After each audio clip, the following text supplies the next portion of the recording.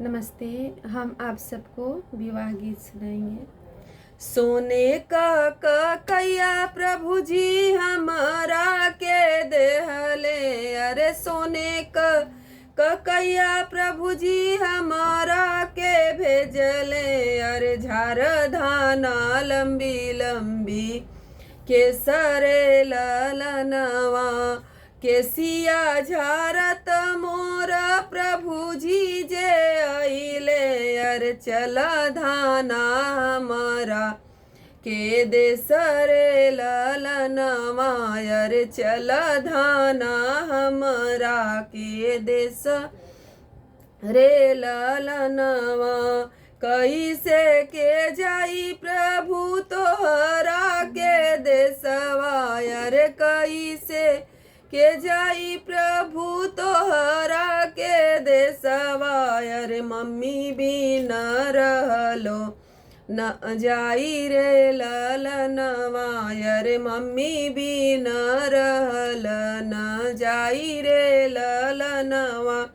हमारा मम्मी के धाना मम्मी कही बोलई है, अरे हमारा मम्मी के धाना मम्मी कही बोलई है, अरे आपन मम्मी दी है बिसराई रे ललनवा, अरे आपन मम्मी दी है बिसराई रे ललनवा। सोने का ककैया प्रभु जी हमारा के भेजले, अरे झार धाना लंबी लंबी केसरे ललनवा, अरे झार धाना लंबी लंबी केसरे ललनवा।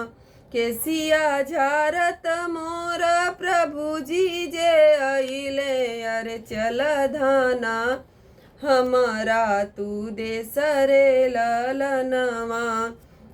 कैसे के जाई स्वामी तोहरा के देसवा, अरे चाची भी न रहल न जाई रे ललनवा।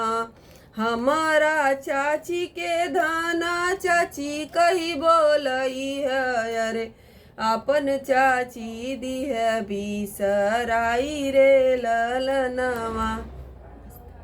दूसरे के घर में जाओ और दूसरे की मम्मी अपनी बन जाए और दूसरे की चाची भाभी सब अपनी बन जाए तो ससुराल ससुराल लगेगा ही नहीं, वो तो माई का ही बन जाएगा ना।